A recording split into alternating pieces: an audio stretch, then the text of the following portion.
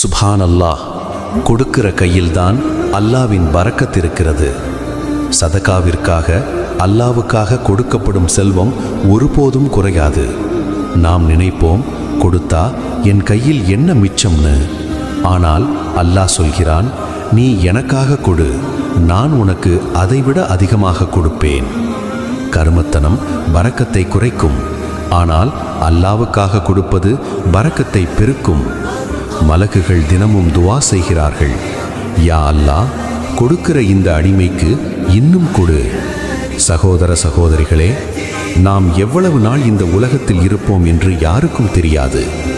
நாம் எப்படி இருந்தோம் என்று நாளை சொல்லப்படப் போவது நம் அமல்களால் தான்.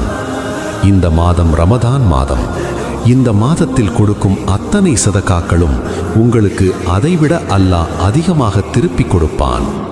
இந்த பாக்கியமான மாதத்தில் நம்மால் எவ்வளவு சதகா கொடுக்க முடியுமோ அவ்வளவு கொடுப்போம், இன்ஷா அல்லாஹ்.